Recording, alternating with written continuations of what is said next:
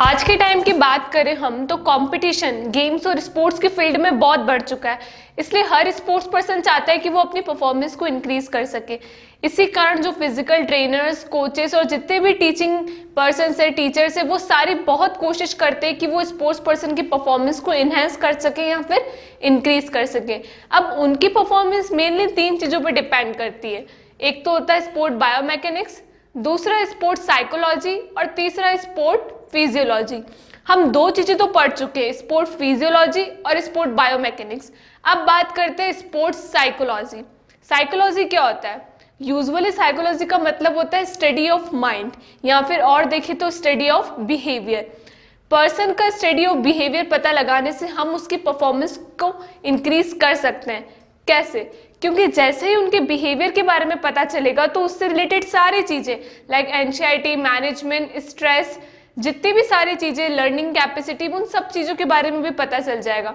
इसके बाद हम ये कोशिश करेंगे कि उन चीजों को रिड्यूस कर सके। अगर उन्हें कोई स्ट्रेस या फिर एंजाइटी जैसी कोई भी प्रॉब्लम हो तो उसको रिड्यूस करें और उनकी परफॉर्मेंस को इंक्रीज करने पे ध्यान दें। तो इस टॉपिक में यानी साइकोलॉजी एंड स्पोर्ट्स का जो सबसे फर्स्ट टॉपिक हम पढ़ेंगे वो है understanding stress and it's management. Life कितनी सिंपल होगी अगर उसमें कोई स्ट्रेस ही ना हो या फिर जो भी हम चाहते हैं वो सारी नीड्स हमारी सेटिस्फाइड हो जाए। लेकिन ऐसा होता नहीं है। हर पर्सन को अपनी डे टू डे लाइफ में कुछ ना कुछ स्ट्रेस जरूर होता है। लेकिन as a common man compare करें तो एक स्पोर्ट्स पर्सन की लाइफ में ज़्यादा स्ट्रेस होता है, क्योंकि उनकी लाइफ में स्ट्रेस केवल उनकी लाइफस्टाइल या कोई इमोशनल स्ट्रेस ही नहीं होता। उनकी लाइफ के स्ट्रेस ट्रेनिंग एंड कंपटीशन से रिलेटेड भी होते हैं कि कैसे वो अपने गोल्स को अचीव करेंगे, कैसे गेम्स खेलेंगे, कैसे कवर अप करेंगे हर एक चीज को। तो बेसिकली स्ट्रेस का मतलब क्या हुआ? स्ट्रेस एक कंडीशन या फिर सर्कमस्टांसेस है जो किसी भी पर्सन की नॉर्मल, मेंटल या साइकोलॉजिकल हेल्थ को डिस्टर्ब करता है। और इसकी दूसरी डिफाइन देखें तो body's physiological response to the demand placed on it. तो स्ट्रेस का मतलब क्या था कि एक ऐसी कंडीशन जो किसी की पर्सन की हेल्थ को डिस्टर्ब करता है। लेकिन ये स्ट्रेस भी 2 तरीके के होते हैं। 2 तरीके के स्ट्रेस यानी फर्स्ट स्ट्रेस है फिजिकल स्ट्रेसर और सेकंड है कॉग्निटिव स्ट्रेसर। फिजिकल स्ट्रेसर वो स्ट्रेस होता है, इनसे जो स्ट्रेस होता है उसमें ये चीज पाई जाती है कि आप उन चीजों को इजीली सॉल्व कर सकते हैं। अगर आपको अपनी डे टू डे लाइफ में कुछ फिजिकल स्ट्रेसर से रिलेटेड स्ट्रेस है तो आप उनका सॉल्यूशन भी ढूंढ सकते हैं। जैसे मान लीजिए कि आपको भूख लगी है तो आप क्या करोगे? अपने सारे काम छोड़कर खाना खाने जाओगे। तो इस स्ट्रेस का सॉल्यूशन था हमारे पास, ये बहुत छोटे स्ट्रेस होते हैं। लेकिन वहीं कॉग्निटिव स्ट्रेसर जो कि नेचर में कॉग्निटिव होते हैं, इनके सॉल्यूशन ढूंढना इतना भी आसान नहीं होता। ये जो स्ट्रेस होते हैं ये डिवोर्स, सोशल प्रॉब्लम्स या इन सब चीज़ों से रिलेटेड जो स्ट्रेस होते हैं उन्हें कहते हैं कॉग्निटिव स्ट्रेसर्स। नेक्स्ट है हमारे स्ट्रेस को दूर करने की टेक्निक्स यानी कुछ मैनेजमेंट टेक्निक्स जिससे हम स्ट्रेस से दूर रह सकते हैं। फर्स्ट है पार्टिसिपेशन इन फिजिकल एक्टिविटीज़। अगर आप day to day physical activities में पार्ट लेते हैं तो आप स्ट्रेस से दूर रह सकते हैं। जैसे मान लीजिए आप फिजिकली फिट हैं तो आप माइंड से भी फिट रहेंगे, इसलिए कुछ एक्सरसाइज जैसे एरोबिक्स ये सब करने से आप अपने स्ट्रेस को दूर कर सकते हैं। सेकेंड है achieving high level of fitness. Stress दूर करने का एक और रीजन ये भी है कि आप फिटनेस अगर प्रॉपरली फिट रहेंगे तो आप स्ट्रेस से भी दूर हो सकते हैं। थर्ड है building self confidence.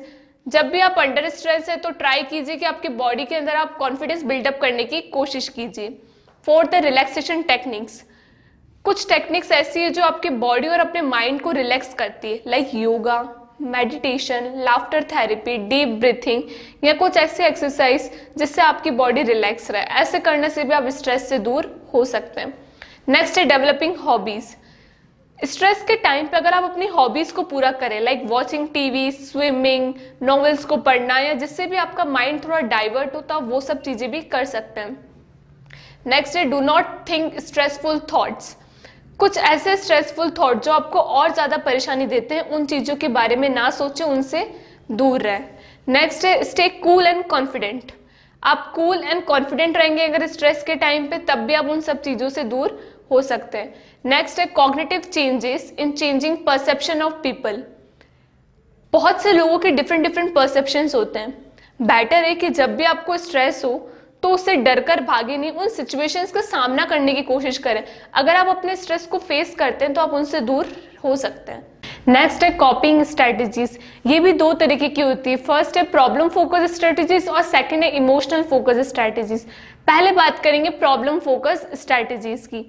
Problem focus strategies वो स्ट्रेटजीज है जो स्ट्रेस के रूट कॉजेज को जानने के बारे में एफर्ट करती है, यानी स्ट्रेस का मेन कारण क्या है पहले वो जानती है, फिर उसको इम्प्रूव करने में हेल्प करती है। अगर कुछ प्रॉब्लम फोकस स्ट्रेटजीज को हम देखें तो फर्स्ट है एनालाइजिंग द स्ट्रेसफुल सिचुएशन।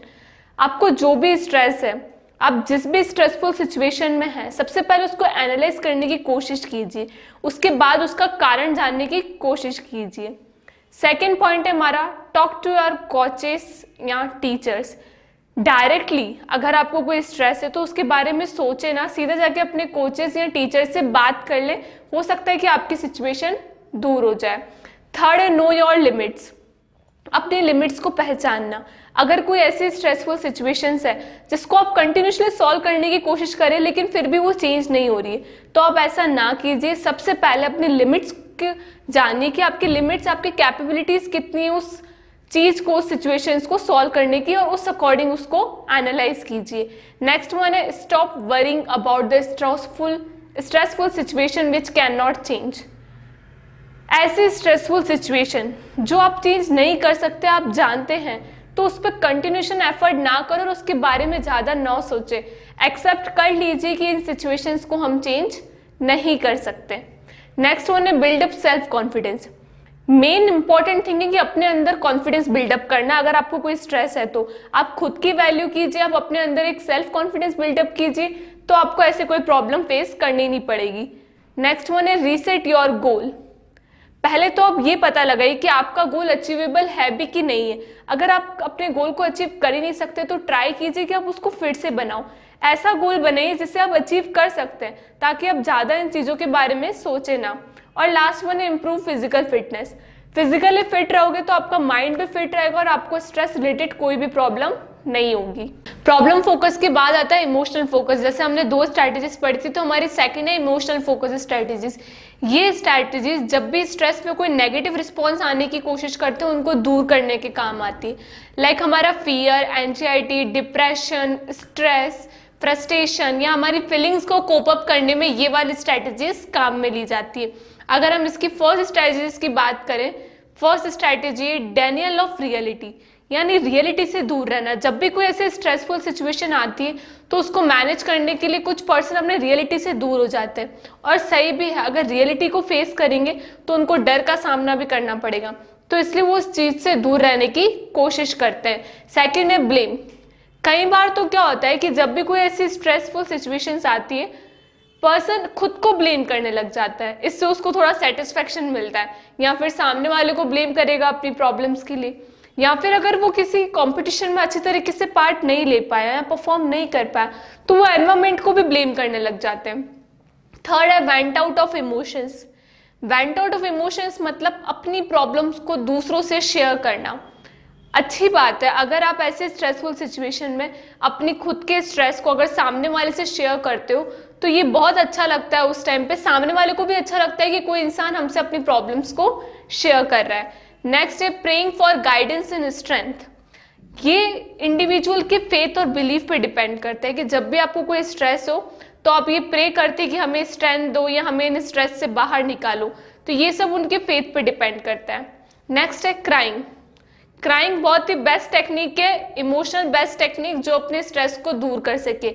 यानी कुछ पर्सन तो इस टेक्निक्स को एक्सेप्ट भी करते हैं और अडॉप्ट भी करते हैं, यानी इसे पूरी तरीके से अपनाते भी हैं।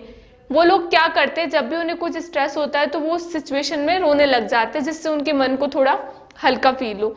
नेक्स्ट है इग्नोरिंग द स्ट्रेसफुल कंडीशन। जब भी कोई ऐसे स्ट्रेसफुल सिचुएशंस आती है, कुछ पर्सन उसको इग्नोर करने की कोशिश करते हैं, ये सोच के कि टाइम रहते सारी चीजें अपने आप ठीक हो जाएगी। तो ये भी एक सबसे बेस्ट इमोशनल टेक्निक है। और लास्ट वन की बात करें तो ब्रूडिंग। ब्रूडिंग का मतलब होता है कि उस टाइम पे जब हम कंपटीशन में पार्ट ले रहे हैं तब तो वो पर्सन किसी भी प्रॉब्लम्स को ऑब्जेक्ट नहीं करते या कोचेस के डिसीजंस को मना नहीं करते, जैसा वो कहते हैं वैसा वो करते हैं। लेकिन बाद में वो उनके बारे में बोलते रहते हैं कि ये अनफेयर है, ये डिसीजन सही नहीं है, यानी बाद में करते रहते हैं, लेकिन उस टाइम वो उस चीज को कामली सॉल्व करते हैं। नेक्स्ट है motivation types and it's techniques. Motivation क्या होता है? मोटिवेशन एक ऐसी चीज जो किसी भी पर्सन को एनर्जाइज करती है किसी चीज को पाने के लिए, किसी चीज को हासिल करने के लिए। मोटिवेशन का सिंपली मीनिंग होता है मोटिव। अब ये मोटिव शॉर्ट पीरियड के लिए भी हो सकता है और लॉन्गर पीरियड के लिए भी हो सकता है। जैसे मान लीजिए कोई छोटा सा बच्चा अगर किसी बॉल से खेल रहा है, उसके बाद अगर उसको कहीं सामने कोई कलरफुल बॉल दिखती है तो वो उसको लेने के लिए जाएगा। तो हम ये कह सकते हैं कि उसकी फर्स्ट बॉल की तरफ जो मोटिव था वो बहुत शॉर्ट पीरियड के लिए था। वहीं अगर हम किसी स्पोर्ट्स पर्सन की बात करें जो गोल्ड मेडल को अचीव करना चाहता है, तो उसका मोटिव लॉन्गर पीरियड के लिए। तो यूजुअली मोटिवेशन है क्या? किसी पर्सन को एनर्जाइज करना किसी चीज या किसी गोल को अचीव करने के लिए। अब मोटिवेशन भी दो तरीके के होते हैं, इंट्रिंसिक मोटिवेशन और एक्सट्रिंसिक मोटिवेशन। नाम से इन दोनों के मतलब क्लियर है। सबसे पहले इंट्रिंसिक मोटिवेशन की बात करें तो इंट्रिंसिक मोटिवेशन मतलब अंदर से इंस्पिरेशन आना, मन से इंस्पिरेशन आना, तो ही आप किसी चीज को कर पाओगे। जैसे मान लीजिए कि कोई भी पर्सन अगर गेम में खेलता है या गोल्ड मेडल अचीव करना चाहता है या सोशल अप्रूवल चाहता है, ये सारी चीजें उसको किसी एक्सटर्नल फोर्स से नहीं, उसके खुद के मन से मिलती है, उसको खुद के अंदर से इंस्पिरेशन मिलती है। इसे कहते हैं इंट्रिंसिक मोटिवेशन। और नेक्स्ट है एक्सट्रिंसिक मोटिवेशन। एक्सट्रिंसिक मोटिवेशन का मतलब किसी एक्सटर्नल फोर्स के थ्रू मोटिवेशन आना। अगर आप किसी चीज को हासिल करते हो, जैसे किसी स्पोर्ट्स या कि गोल्ड मेडल कुछ भी अचीव करते हो, तो उसमें जो आपको कैश प्राइज या कभी कभार जो अवार्ड्स, रिवॉर्ड्स, ये सारी चीजें मिलती है, ये सारी होती है हमारे एक्सटर्नल फोर्स से लिया गया मोटिवेशन। अगर इनका एक और एग्जाम्पल देखें तो मैं जो वीडियोस बनाती हूँ फिजिकल एजुकेशन की, ये फिजिकल एजुकेशन की वीडियो बनाना मेरा इंट्रिंसिक मोटिवेशन है। मुझे किसी एक्सटर्नल फोर्स से नहीं मिला, मुझे इंट्रिंसिक मोटिवेशन मिला है कि हाँ मुझे ये बनानी है और सामने वाले स्टूडेंट्स को टीच करना है। लेकिन जब सामने वाले पर्सन हमारे चैनल को लाइक करते हैं या क्या, उससे मुझे एक्सट्रिंसिक मोटिवेशन मिलता है कि मेरे चैनल को लाइक किया जा रहा है या मेरे जो वीडियोज है उसको पसंद किया जा रहा है। अब बात करते हैं मोटिवेशन की टेक्निक्स की, टेक्निक्स ऑफ मोटिवेशन। सबसे फर्स्ट है गोल सेटिंग। सबसे पहली बात मोटिवेशन की जो सबसे फर्स्ट टेक्निक है वो है कि आपको अपना गोल सेट करना पड़ता है। गोल प्रॉपरली सेट होना चाहिए। आपको ये देखना चाहिए कि गोल अचीवेबल है भी कि नहीं है। अपनी लिमिट्स और कैपेबिलिटीज के अकॉर्डिंग हम उसको पूरा कर भी पाएंगे कि नहीं कर पाएंगे। क्योंकि कोई भी पर्सन मान लीजिए ओलंपिक गेम्स में पार्ट लेता है तो उसका भी कोई डेफिनेट गोल होता है जिसे उससे पहले ही सेट करना होता है। सेकंड है हमारा elaborate arrangement of competition. Competition से रिलेटेड जो भी अरेंजमेंट है वो सारे इलेबोरेट होने चाहिए ताकि स्पोर्ट्स पर्सन एक्टिवली पार्टिसिपेट ले पाए, नहीं तो वो अपना बेटर परफॉर्मेंस नहीं दिखा पाएंगे। थर्ड है प्रेजेंस ऑफ अपोजिट सेक्स। किसी भी कंपटीशन में अगर कोई गर्ल्स पार्ट ले रही है तो अगर बेटर है कि उसमें अगर बॉयज भी पार्ट लेंगे तो इससे उनको ज्यादा मोटिव मिलेगा, क्योंकि गर्ल्स क्या करेगी, एक्टिव प्ले करेगी, उनको दिखाने के लिए स्मार्ट प्ले करेगी। तो प्रेजेंस ऑफ अपोजिट सेक्स भी एक मोटिवेशन की टेक्निक है। नेक्स्ट है हमारा स्पेक्टेटर्स। अगर हम किसी कंपटीशन में पार्ट ले रहे हैं या किसी भी चीज को अचीव करना चाह रहे हैं, वहां जितने ज्यादा स्पेक्टेटर्स होंगे हम उतने ज्यादा मोटिवेट होंगे। लेकिन इसमें भी दो चीजें। अब ये स्पेक्टेटर्स अगर इनएक्सपीरियंस पर्सन के लिए हो, यानी जो पर्सन पहली बार कंपटीशन में पार्ट लेना है, अगर वो इतने सारे लोगों को देखेगा तो उसके लिए तो ये मोटिवेशन का काम नहीं है, वो तो इन सबको देखकर ही डर जाएगा। लेकिन जो एक्सपीरियंस पर्सन है उनको इनको देखकर मोटिवेशन मिलेगा। नेक्स्ट है वर्बल कमेंट्स। जब हम किसी पार्ट कंपटीशन में पार्ट लेते हैं, किसी भी एक्टिविटीज में, जो कमेंट्स हमको स्पेक्टेटर से मिलते हैं उससे हमको मोटिवेशन मिलती है। जैसे मैं कुछ वीडियोस बना रही हूँ, अगर मुझे रिव्यूज या कुछ कमेंट्स मिलते हैं तो इससे मुझे मोटिवेशन मिलती है कि हाँ मुझे आगे अच्छा बनाना चाहिए। नेक्स्ट है हमारा कैश प्राइज, रिवॉर्ड्स या फिर ट्रॉफीज। गवर्नमेंट क्या करती है कि कोई भी ओलंपिक गेम्स में या कुछ भी कोई विनर होता है तो उनको कैश प्राइज से अवार्ड किया जाता है। वो इसलिए ही किया जाता है ताकि वो आगे मोटिवेट हो सके, आगे अच्छा प्ले करने के लिए।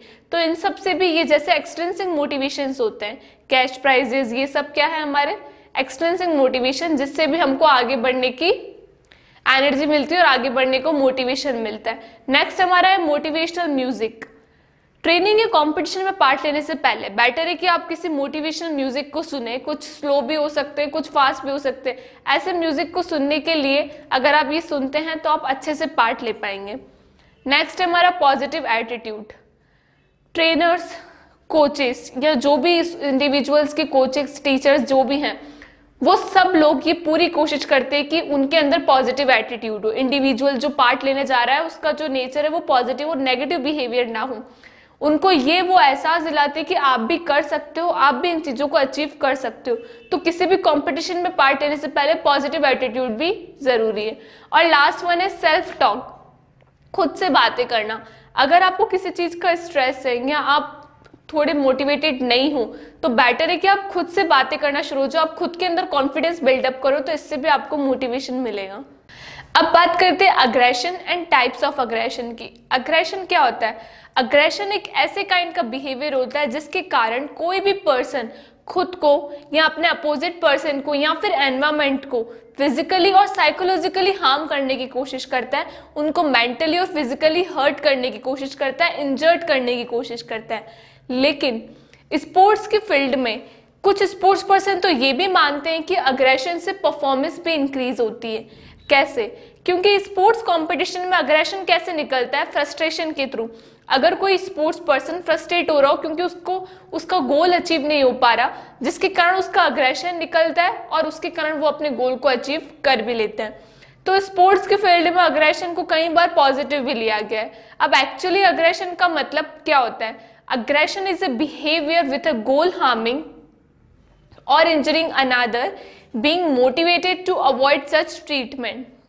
यानी किसी को अपना गोल अचीव करने से रोकना, या तो किसी को फिजिकली हार्म करना है, किसी को मेंटली हार्म करना। अब अग्रेशन कितने टाइप्स के होते हैं? 3 टाइप्स ऑफ अग्रेशन, यानी 3 तरीके के अग्रेशन होते हैं। वन बाय वन हर एक को समझते हैं। सबसे फर्स्ट है हॉस्टाइल अग्रेशन। हॉस्टाइल अग्रेशन में एक पर्सन अपने सामने वाले अपोजिट पर्सन को फिजिकली हार्म करने की कोशिश करता है, उसको इंजर्ट करने का ट्राई करता है। उसका मेन एम यही होता है कि किसी ना किसी तरीके से सामने वाले को कुछ लग जाए, चोट लग जाए, या फिजिकली कुछ वो ऐसा एक्शन करता है जिसके कारण उसको लग जाती है या फिर वो इंजर्ड हो जाता है। एग्जाम्पल के लिए देखें तो अगर एक बॉलर अगर बाउंसर थ्रो करता है तो उसके कारण सामने वाले बैट्समैन को या किसी भी पर्सन को इंजर्ड हो सकते हैं। तो ये होता है कि वो हॉस्टाइल अग्रेशन का यूज करता है फिजिकली हार्म करना। सेकेंड है इंस्ट्रूमेंटल अग्रेशन। इंस्ट्रूमेंटल अग्रेशन भी एक नेगेटिव तरीका अग्रेशन होता है, एक नेगेटिव अग्रेशन जिसमें इसका मेन एम और मेन इंटेंट ये होता है कि सामने वाले को अपने बिहेवियर से हर्ट करना, सामने वाले को अपने बिहेवियर से हर्ट करना ताकि वो कुछ मनी या विक्ट्री को हासिल कर सके। ये इंस्ट्रूमेंटल अग्रेशन का मेन एम होता है। वो कोई फिजिकली हार्म करने की कोशिश नहीं करता, वो अपने खुद के बिहेवियर से सामने वाले के इमोशंस को हर्ट करता है। थर्ड है असर्टिव बिहेवियर। असर्टिव बिहेवियर एक पॉजिटिव टाइप का अग्रेशन होता है। इस अग्रेशन में सामने वाला किसी को फिजिकली हर्ट नहीं करता, फिजिकली हार्म करने की कोशिश नहीं करता, ना ही अपने बिहेवियर से हर्ट करता है। यहाँ उसका मेन एम और मेन इंटेंट ये होता है कि सामने वाले पे अपनी डोमिनेंस को प्रूव कर सके या अपनी डोमिनेंस को रख सके। यही असर्टिव बिहेवियर का मेन एम होता है। अगर इसमें कोई फिजिकल इंजरी हो भी जाती, जो कि इनका मेन एम होता तो नहीं है, लेकिन अगर फिर भी कोई पर्सन फिजिकल इंजर्ड हो जाता है तो वो एक्सीडेंटली अनइंटेंशनली होता है, जानबूझ के नहीं किया जाता, क्योंकि यहाँ इनका एम होता ही नहीं कि हम किसी को हर्ट करें या फिजिकली इंजर्ड करें। इसलिए अगर आप जब भी कभी देखते हैं स्पोर्ट्स में जब कोचेस प्लेयर्स को कहते हैं कि बी अग्रेसिव, उसका मतलब यहाँ असर्टिव बिहेवियर की बात की जाती है। किसी को हर्ट नहीं करना, सामने वाले पे सिर्फ अपनी डोमिनेंस को प्रूव करना है। इसके एग्जाम्पल के लिए अगर आप देखें तो क्रिकेट ग्राउंड में जब विराट कोहली कोई भी गेम खेलता है, कोई भी क्रिकेट खेलता है, उसके फेसेस पे एक अग्रेशन दिखता है, वो बहुत अग्रेसिव रहता है। अब यहाँ अग्रेसिव हॉस्टाइल अग्रेशन या इंस्ट्रूमेंटल अग्रेशन से नहीं है, वो असर्टिव बिहेवियर को अग्रेशन मानता है, क्योंकि उस अग्रेशन में उसका मेन एम यही होता है कि वो सामने वाले पे अपनी डोमिनेंस को रख सके। नेक्स्ट टॉपिक है पर्सनैलिटी। पर्सनैलिटी का मतलब किसी इंडिविजुअल की क्वालिटी और कैरेक्टरिस्टिक का कॉम्बिनेशन, जो किसी इंडिविजुअल को एक डिस्टिंक्टिव आइडेंटिटी प्रोवाइड करता है। ये एक बहुत बड़ा डायनामिक कंसेप्ट है, लेकिन ये रिफ्लेक्ट कैसे होता है? किसी भी इंसान की कैरेक्टरिस्टिक्स, उसका attitude, behaviour, dressing sense, body posture, इन सब चीज़ों से किसी की पर्सनैलिटी को जज किया जाता है। स्पोर्ट्स में भी इसका बहुत बड़ा इम्पैक्ट होता है। अगर आप एग्जाम्पल के तौर पे देखें तो हमारी डेली लाइफ में भी अगर हमें किसी पर्सन को जज करना होता है तो हम कैसे करते हैं? अगर स्कूल्स में भी किसी स्टूडेंट को जज किया जाता है तो उसके कैरेक्टरिस्टिक, उसका बिहेवियर, उसका एक्टिव पार्टिसिपेशन, इन सब से किसी की पर्सनैलिटी को जज किया जाता है। अब पर्सनैलिटी को भी 3 टाइप्स में डिवाइड किया गया है। फर्स्ट है इंट्रोवर्ट। इंट्रोवर्ट में ऐसे लोग आते हैं जो कि बहुत शाय होते हैं, जो अपने में ही रहते हैं, खोए खोए, ना किसी से बात करना पसंद करते हैं, ना सोशली इंटरेक्ट होना पसंद करते हैं, क्योंकि उनका एम सिर्फ फ्यूचर को लेकर होता है, वो फ्यूचर ओरिएंटेड पर्सन होते हैं, तो उनको दूसरों से मतलब नहीं होता और वो दूसरों से ओपनली बात भी नहीं कर पाते। सेकंड आता है एक्सट्रोवर्ट। एक्सट्रोवर्ट इंट्रोवर्ट के जस्ट अपोजिट होते हैं। वो ऐसे लोग होते हैं जो दूसरों से बहुत ही ओपनली, फ्रैंकली सारी फीलिंग्स अपनी शेयर कर सकते हैं, सोशली इंटरेक्ट भी जल्दी हो जाते हैं, वो अपनी डिफिकल्टीज से इतने ज़्यादा परेशान नहीं होते क्योंकि वो इजीली और हैप्पीली उन चीज़ों को सॉल्व कर सकते हैं सामने वाले से डिस्कस करके, तो उनको कोई इतनी ज़्यादा प्रॉब्लम सफ़र नहीं करनी पड़ती जैसे इंट्रोवर्ट में होती है। और ये लोग फ्यूचर पे नहीं, प्रेजेंट पे ज़्यादा ध्यान देते हैं। थर्ड आता है एम्बीवर्ट, जो कि ना तो इंट्रोवर्ट होते ना ही एक्सट्रोवर्ट होते। इंट्रोवर्ट और एक्सट्रोवर्ट के बीच में रहने वाले लोग कहलाते हैं एम्बीवर्ट पर्सनैलिटी में। अब पर्सनैलिटी में आता है Sheldon classification of personality. Sheldon ने 3 पार्ट्स में पर्सनैलिटी को डिवाइड किया था। फर्स्ट है एंडोमॉर्फ। एंडोमॉर्फ कैटेगरी में जो पर्सन्स आते हैं उनके शॉर्ट आर्म्स एंड लेग्स होते हैं, और जो अपर आर्म्स एंड लेग्स होते हैं वो नीचे के कंपैरिजन में थिकर होते हैं, इसलिए उनसे वेट लूज करना बहुत डिफिकल्ट होता है। ये लोग थोड़े ओबेज होते हैं, लेकिन इनकी सबसे बड़ी पॉजिटिव चीज़ है कि इनमें बहुत ज़्यादा स्ट्रेंथ होती है, इसलिए उनको ऐसे गेम्स दिए जाते हैं जो उसमें ज़्यादा स्ट्रेंथ की नीडेड होती है, जैसे weight lifting, boxing etcetera. Next आता है मेसोमॉर्फ। मेसोमॉर्फ कैटेगरी में जो लोग आते हैं उनके बॉडी का शेप रेक्टेंगुलर शेप होता है, यानी उनकी बॉडी बैलेंस होती है, जिनमें प्रॉपर स्ट्रेंथ भी होती है, स्पीड भी होती है, और वो फिजिकली भी किसी भी एक्टिविटीज़ को अग्रेसिवली भी परफॉर्म कर सकते हैं। वो अपने मसल्स के साइज को भी इंक्रीज कर सकते हैं, और उनका चेस्ट एंड शोल्डर पोर्शन जो होता है वो भी लार्जर होता है, तो यानी उनको किसी भी गेम को खेलने में कोई प्रॉब्लम नहीं आती, पर उनके अंदर सबसे ज़्यादा उनकी स्पीड मेन होती है, इसलिए उनको ऐसे गेम्स दिए जाते हैं जिसमें ज़्यादा स्पीड्स की ज़रूरत हो। थर्ड एंड लास्ट आता है एक्टोमॉर्फ। एक्टोमॉर्फ कैटेगरी में जो पर्सन्स होते हैं वो बहुत स्लिम और वीक होते हैं, उनमें इतनी ज़्यादा स्ट्रेंथ नहीं होती, जिस कारण वो ये भी माना जाता है कि वो लोग बहुत लंबे भी होते हैं। वो अपने किसी भी एक्टिविटीज़ को क्विकली या स्ट्रेंथली परफॉर्म नहीं कर पाते क्योंकि उनमें कम स्ट्रेंथ होती है, इसलिए उनके लिए जो गेम सजेस्ट किए जाते हैं वो होते हैं जिम्नास्टिक या फिर लॉन्ग रनिंग गेम्स। अब बात करते हैं psychological benefits of exercise. Usually जो लोग होते हैं वो अपने फिजिकल अपीयरेंस पे ज़्यादा ध्यान देते हैं, फिजिकल बेनिफिट्स को ज़्यादा प्रायोरिटी देते हैं। वो लोग भूल जाते हैं कि साइकोलॉजिकल बेनिफिट्स भी कुछ होते हैं, यानी वो अपने बॉडी शेप, उनके अपीयरेंस पे ज़्यादा फोकस करते हैं। लेकिन कुछ ऐसे साइकोलॉजिकल बेनिफिट्स हैं एक्सरसाइज करने के जिसे पर्सन्स इग्नोर करते हैं, जैसे डिप्रेशन, स्ट्रेस, मूड इंप्रूव करना, एंजाइटी रिड्यूस करना। ये सारे फैक्टर्स को जो भी इंडिविजुअल्स वो इग्नोर करके चलते हैं, लेकिन एक्सरसाइज के कुछ साइकोलॉजिकल बेनिफिट्स भी है। सबसे फर्स्ट बात करते हैं इम्प्रूव मूड। कोई भी इंडिविजुअल अगर एक्सरसाइज परफॉर्म करता है तो उसका मूड भी सही हो जाता है, उसे अपनी लाइफ में एक पॉजिटिव आउटलुक मिलता है, नेगेटिव नहीं। वो हर फैक्टर को, हर चीज को एक पॉजिटिव तरीके से फ्रेश मूड के साथ फेस करता है। सेकंड है हमारे रिड्यूस डिप्रेशन। रेगुलर एक्सरसाइज से हम डिप्रेशन से भी दूर हो सकते हैं और उनके सिम्टम्स से भी दूर हो सकते हैं। अगर आप एरोबिक और अनएरोबिक एक्सरसाइज करें तो आप डिप्रेशन जैसे प्रॉब्लम से भी प्रिवेंट हो सकते हैं। अब ये डिप्रेशन कैसे दूर होता है? आपका मूड ठीक होगा, आपका हेल्थ अपीयरेंस अच्छा होगा, कॉन्फिडेंस बढ़ेगा। अगर आप डेली एक्सरसाइज करते हैं तो डिप्रेशन भी दूर हो सकता है। थर्ड हमारा लोअर एंजाइटी, यानी डे टू डे की प्रॉब्लम्स। डे टू डे की प्रॉब्लम्स के बारे में सोचना, उसका एक ही कारण है एक्सरसाइज। अगर आप एक्सरसाइज करोगे तो आपका इन चीज़ों पे ध्यान ही नहीं जाएगा कि डे टू डे की प्रॉब्लम्स क्या है। आप किन पे फोकस करोगे? वर्कआउट पे फोकस करोगे, अपनी प्रॉब्लम्स पे नहीं। और बाद में आप एक्सरसाइज करने के बाद जब उन प्रॉब्लम्स को फेस करोगे एक नई एनर्जी के साथ करोगे। नेक्स्ट पॉइंट है हमारा इनहेंस सेल्फ स्टीम। जो पर्सन एक्सरसाइज करते हैं उनका सेल्फ स्टीम ज़्यादा होता है उन लोगों से जो एक्सरसाइज नहीं करते हैं, क्योंकि एक्सरसाइज करने से अपने आप में एक कॉन्फिडेंस बिल्डअप होता है, एक सेल्फ स्टीम बिल्डअप होती है। नेक्स्ट पॉइंट है improve self confidence and body image. यानी बहुत से लोगों को अपने फिजिकल अपीयरेंस की टेंशन होती है कि उनके कुछ फिजिकल चेंजेस, उनकी बॉडी का शेप, लुक, इन सब के बारे में उनको बहुत टेंशन होती है। लेकिन एक्सरसाइज करने के बाद बहुत से फिजिकल चेंजेस दिखे जाते हैं, बॉडी पोस्चर्स इंप्रूव होते हैं, बॉडी की इमेज इंप्रूव होती है, खुद के अंदर एक कॉन्फिडेंस बिल्डअप होता है कि हम किसी से भी बहुत ओपनली और कॉन्फिडेंटली बात कर पाते हैं। तो ये भी इस बेनिफिट है एक्सरसाइज का कि कॉन्फिडेंस इंप्रूव करना और बॉडी इमेज को इंप्रूव करना। नेक्स्ट है हमारा रिड्यूस स्ट्रेस।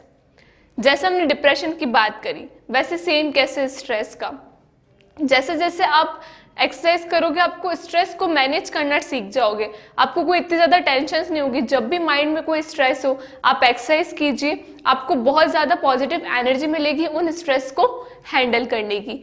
और लास्ट पॉइंट है फीलिंग ओवरऑल बेनिफिट, यानी ओवरऑल देखा जाए तो एक्सरसाइज बहुत से फैक्टर्स के लिए बेनिफिट है। मूड इंप्रूव करना, डिप्रेशन को दूर करना, एंजाइटी को दूर करना और सारी चीजें, यानी सेल्फ इमेज को इम्प्रूव करना, कॉन्फिडेंस इंप्रूव करना, बॉडी इमेज दिखाना, सेल्फ स्टीम को इम्प्रूव करना, यानी ओवरऑल एक्सरसाइज के बहुत से साइकोलॉजिकल बेनिफिट्स हैं। अब बात करते हैं बिग 5 पर्सनैलिटी थ्योरीज। ऐसा होता है बहुत बार कि कुछ लोग कुछ एक ही सिचुएशन को अपने अलग अलग नजरियों से देखते हैं, तो कुछ 5 पर्सनैलिटी थ्योरीज को और समझाया गया। सबसे फर्स्ट है ओपननेस। ओपननेस में कौन से पर्सन इंक्लूडेड होते हैं? ओपननेस में ऐसे पर्सन जिनको new ideas, new concept, new experience करने का बहुत इंटरेस्ट होता है, वो लोग ओपननेस में टॉप आते हैं, जिनको बहुत इमेजिनेटिव और इंसाइटफुल होते हैं। सेकंड आता है कॉन्शियसनेस। कॉन्शियसनेस का मतलब होता है कि वो लोग जो कि ईमानदार होते हैं, जिन लोगों में कॉन्शियसनेस होती है वो बहुत रिलायबल और प्रॉम्प्ट भी होते हैं, वो दूसरों की नज़र में रिस्पेक्ट को भी बहुत ईजिली पा लेते हैं। थर्ड है एक्सट्रोवर्जन। एक्सट्रोवर्ट और इंट्रोवर्ट का मतलब मैंने पहले भी बताया था।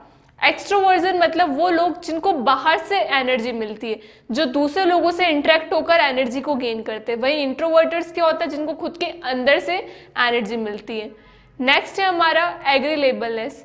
एग्रीएबलनेस का मतलब होता है वो लोग जो कि बहुत फ्रेंडली, कंपेटिव, काइंड, टॉकेटिव इस नेचर के होते हैं, उन लोगों को एग्रीएबलनेस में कहा जाता है। और लास्ट है न्यूरोटिसिज्म। न्यूरोटिसिज्म मतलब वो लोग, अगर इसका सेकंड नाम बोला जाए तो इमोशनल स्टेबिलिटी। जिन लोगों में हाई डिग्री ऑफ न्यूरोटिसिज्म होता है उन लोगों में इमोशनल इनस्टेबिलिटी होती है और नेगेटिव इमोशंस भी होते हैं।